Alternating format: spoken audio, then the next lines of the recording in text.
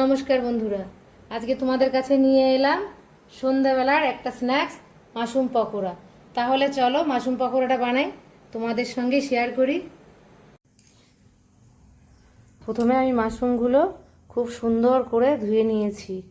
অনেকবার ধুতে হয়েছিল, খুব নোংরা ছিল। এবারে আমি মাশরুমগুলো দেখো সব পরিষ্কার হয়ে গেছে। এবারে আমি সব মাশরুমগুলো কিন্তু কেটে নেব। এবার আমি এইভাবে সব কেটে নেব।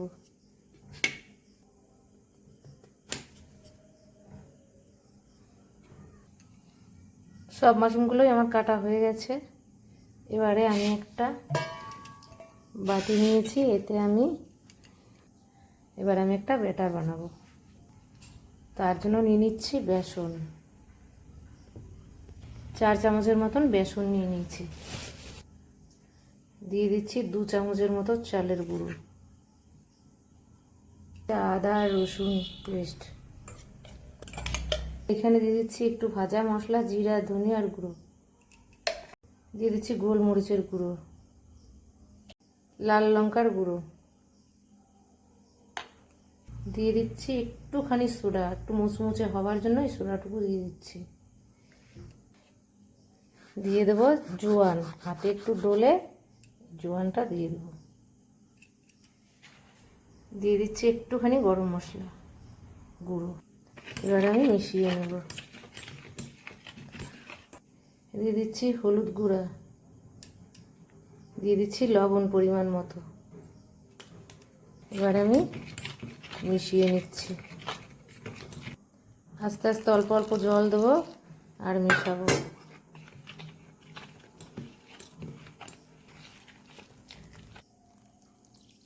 অল্প অল্প কিন্তু জল দিতে হবে আর এটা মেশাতে হবে, একবারে জল দিলে হবে না। আর আমার চালের গুঁড়ো আছে বলে আমি কিন্তু চালের গুঁড়ো দিয়েছি। তোমাদের যদি আতপ চালের গুঁড়ো না থাকে তোমরা কর্নফ্লাওয়ার দিতে পারো।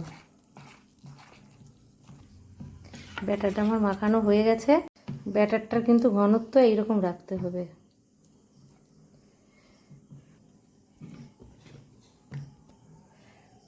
এদিকে আমি তেল চাপিয়ে দিয়েছি, তেলটা আমার গরম হয়ে গেছে। এবার একটা একটা ছেড়ে দেবো।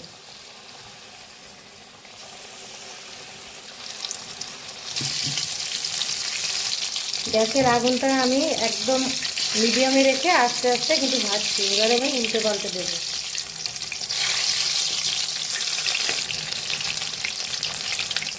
উল্টে পাল্টে লাল লাল করে ভাজা হয়ে গেছে কিন্তু। এবারে আমি নামিয়ে নেব।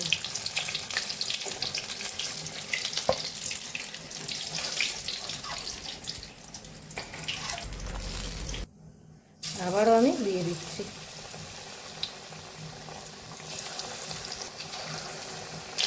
আবারও আমি ওই একই প্রসেসে উল্টে দেবো। হয়ে গেছে, আবার আমি নামিয়ে নিচ্ছি।